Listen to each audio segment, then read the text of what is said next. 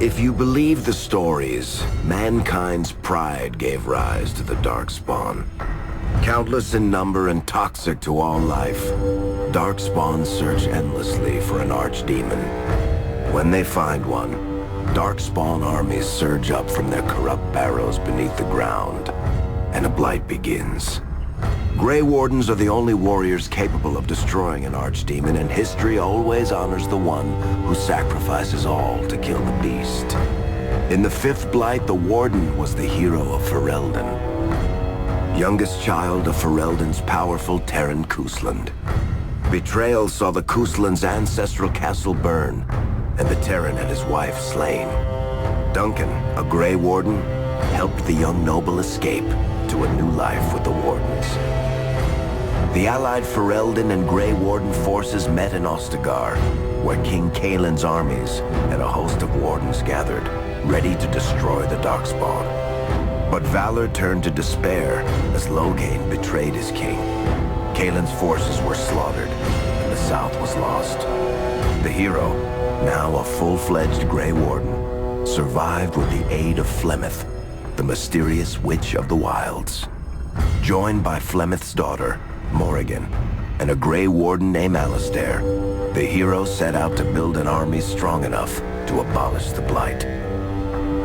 With the traitorous Loghain now seated on Ferelden's throne, the Warden sought help from the influential Arl Eamon of Redcliffe. However, they arrived in Redcliffe to find the town under siege. As each night, undead rose in waves and assailed the battered village. With the hero's help, the people of Redcliffe stood fast against the undead horde. The Wardens reached Arl Eamon's castle only to find the Arl lying at the edge of death, and his court fallen into madness.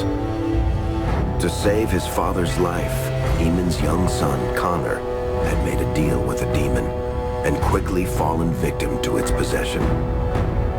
Connor's life was sacrificed to end the demonic threat to Redcliffe. But deals with demons are never straightforward. The demon agreed only to save Eamon's life, not restore him to health. Arl Eamon needed a miracle to recover. The hero located an urn containing the sacred ashes of Andraste, which were said to cure any ailment. The urn was protected by ancient traps, tests of will, and a dragon-worshipping cult that wanted to twist the urn's power to its own ends. The urn remained pure, but mysteriously disappeared after the Wardens departed. Only the temple dedicated to it still stands. With a pinch of the ashes, the hero restored the Arl to health. Informed of Loghain's treachery, Eamon swore his political and military support. The circles of Magi are bound by oath to aid the Grey Wardens in times of blight. However, Lake Calenhad's tower could offer little help. One of its mages, Uldred, had become possessed by a pride demon and was twisting other circle mages into abominations. The hero brought the tower under control using the rite of annulment to eliminate every mage. Grateful for the help, the tower's Templars joined the Warden's army. The allies gained at the circle were not the only soldiers to join the Warden's forces, however. Dalish elves don't usually make alliances, but even deep hatred can be set aside in the face of oblivion. An ancient curse was destroying Ferelden's largest Dalish clans, turning the elves into werewolves. Zathrian, the clan's keeper, claimed that the cure required the heart of the great wolf, Witherfang. Years before, Zathrian himself had afflicted a group of humans with the curse that now ravaged his clan. As long as he lived, the curse endured. Swayed by the pleas of the Lady of the Forest, the hero eliminated the Dalish and gained the werewolves as allies. Blights may happen hundreds of years apart, but the dwarves who live below the surface of Thedas fight Darkspawn every day. No one is better schooled in battling Darkspawn than the warriors of Orzammar, except perhaps their allies of old, the Grey Wardens. The hero arrived in Orzammar in the wake of King Endrin's death to to find political factions fighting for control of the Dwarven capital. Only the vote of a venerated paragon could break the deadlock to elect a ruler, and order the dwarves to honor their Grey Warden treaty and join the battle against the new Blight. The hero set off to find a paragon named Branka, who had disappeared into the Deep Roads in search of a legendary artifact, the Anvil of the Void, created by the renowned smith Caradon to forge mighty war golems. With Branka's help, the hero restored the Anvil of the Void, and a small army of powerful golems joined the Warden's forces. The hero emerged from the Deep Roads with a master-forged crown to bestow the Paragon's favor upon whichever rival candidate would be crowned king. Balin, the youngest son of King Endrin who was suspected of foul play, or Haramont, the aging traditionalist backed by the Dwarven Assembly. Lord Haramont claimed the crown of Orzammar. His traditionalist values keep dwarves first in all things, and safely as far underground as possible. With Jordan's strength now bolstering the Warden's army, the hero had to deal with Loghain so Ferelden could stand unified against the Darkspawn before the Blight swallowed the world.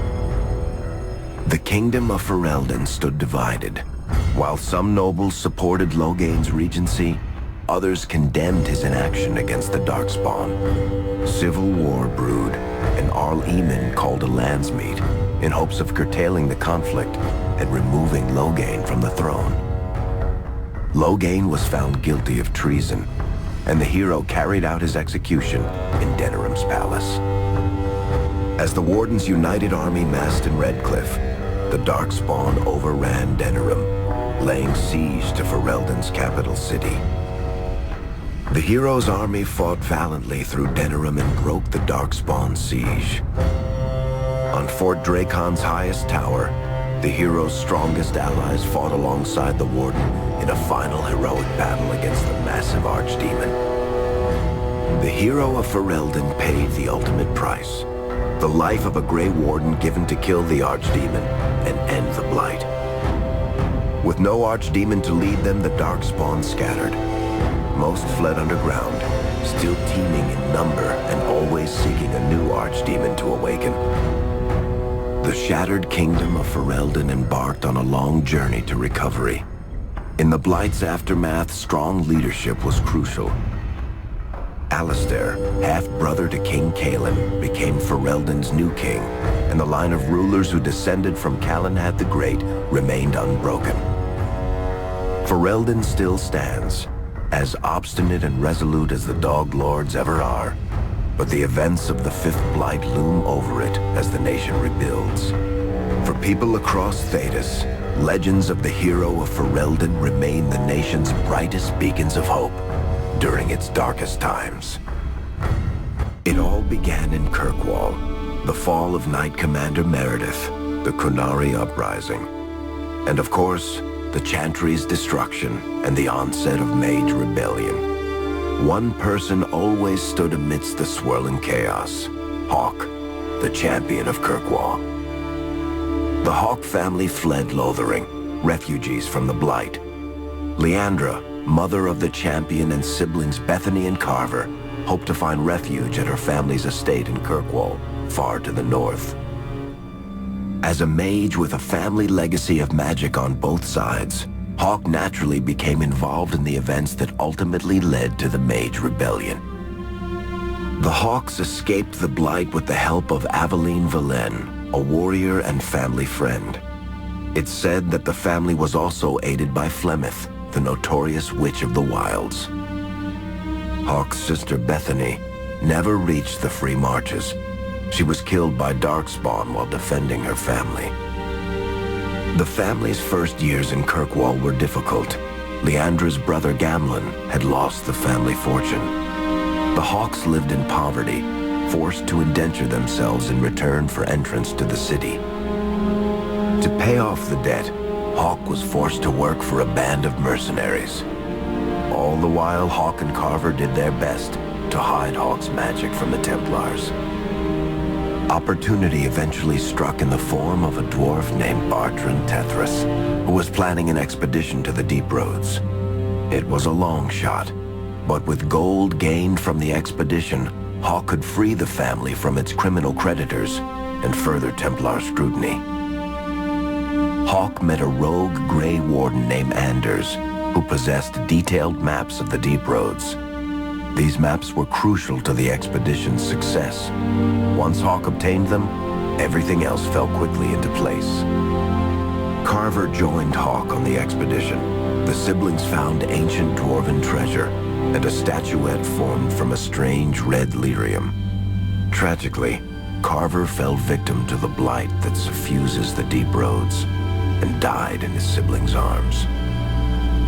The gold Hawk recovered from the Deep Roads brought back Leandra's stately childhood home in Hightown. The Hawks had barely settled into their new home when Leandra was murdered. A deeply sinister and twisted killing. Hawk hunted down Quentin, the blood mage responsible, but could not prevent Leandra's death. Leandra's tragic death was part of a critical problem facing Kirkwall. Rising tension between the city's mages, who felt increasingly oppressed, and Templars, who grew increasingly suspicious of their activities. Adding to the strain, a large contingent of Qunari had also established themselves in Kirkwall, much to the growing discomfort of the city's rulers. After their dreadnought was shipwrecked many years before, a group of stranded Qunari were allowed to remain in a cordoned-off area in Lowtown. As time passed, the Qunari made no effort to return home, and offered no explanation about why they remained. Tensions rose to a breaking point. Revered Mother Patrice, convinced the Qunari were a threat to the Chantry's faith, incited violence between the Qunari and the Kirkwall populace. Fearing trouble, Hawk supported Patrice's schemes to drive the Qunari from Kirkwall. Patrice's ultimate act was to orchestrate the murder of Viscount Dumar's son, Seamus, a recent convert to the Qun, and blame the death on the Qunari. After Seamus was murdered, the Arishok of the Qunari group lost patience with the humans of Kirkwall. They would now submit to the Qun or die. The Qunari struck hard and fast. They took the palace in Hightown and beheaded the Viscount to immediately quash any resistance. Aided by Knight Commander Meredith and First Enchanter Orsino, Hawk reached the palace and stood toe-to-toe with the fearsome Qunari leader. Hawk fought the Qunari leader. The fierce battle resulted in the Arishok's death and the liberation of Kirkwall from its brief occupation. The Qunari quickly withdrew from the city entirely. Hawk saved Kirkwall and earned the grudging respect of the city's Templars, mages, and nobility, along with the title that history remembers, the Champion of Kirkwall. Kirkwall's problems were still not over, however. After Viscount Dumar's death, Knight Commander Meredith took power and blocked all attempts to appoint a new Viscount. Under Meredith's command, the Templars tightened their grip on the mages, planning to suppress what Meredith saw as a growing rebellion. Anders, who spent years fighting for justice and freedom for his fellow mages, saw that the time for negotiation was past. He destroyed Kirkwall's chantry, killing hundreds, including Grand Cleric Elthina. This single act began a rebellion that spread from circle to circle, until all circles of Magi had risen up in defiance against chantry rule. Though Anders had done the unforgivable, something stayed the champion's hand. Anders survived the day, although many others did not. Fighting spread swiftly through the city. Some mages rebelled openly, many of them succumbing to possession. Templars turned their swords on mages who rebelled and on those who did not. As First Enchanter Orsino refused to bend to the Templars, Knight Commander Meredith demanded that every mage in Kirkwall be put to the sword. The Templars found an ally in the champion, who fought alongside them to quash the rebellious mages. In the end, the Templars placed Hawk on the Viscount's throne, for a time at least. The battle proved one thing. Knight Commander Meredith had gone mad. Hawk saw the truth of it when Meredith unsheathed her sword, and the red lyrium idol from the deep roads was embedded within it. The blade fueled her hatred and paranoia, as it had for months. After a horrific battle, the red lyrium of the Knight Commander's sword consumed her as she died. Meredith became a statue, her face a frozen mask of horror. Little is known of the champion since that final battle. However, Hawk's story lives on in legend and song. Memories of the indelible changes the champion of Kirkwall brought to the face of Thedas. The Mage Rebellion in Kirkwall was felt throughout Thedas, the news spreading like wildfire. The Templars clamped down in response, but each new restriction only made things worse. Led by Grand Enchanter Fiona, the mages voted for independence. The Circle of Magi would govern itself, without the Chantry and especially without the Templars. The result was cataclysmic. 2 circles were destroyed. Those within killed to the last mage, before the rest fled into the wilderness. Perhaps the mighty Empire of Orlais could have intervened in the war before it began. But that was not to be. Grand Duke Espard began a deadly civil war against Empress Celine, vying for the Orlesian throne. The mages were offered safe haven in neighboring Ferelden, but the Templars followed, and so their battle spread across all of Thedas. As head of the Chantry, Divine Justinia ordered the Templars to stand down. They refused, declaring their own independence. Thus, the war began in earnest. Templars hunting mages, mages fighting Templars. Their clashes wreaked untold destruction. All sense of order was falling to pieces. Divine Justinia made one final desperate bid to end the war. She approached the leaders of both sides and convinced them to come to a conclave held on neutral ground. With the Chantry to mediate, mages and Templars will talk for the first time since this all began. It is our last, and perhaps our only, chance for peace. You just watched the Dragon Age Inquisition Prologue to Good Guy Mike's playthrough. If you enjoyed this and want to see where the story goes next, check out his other videos, which will be coming out every day. Thank you.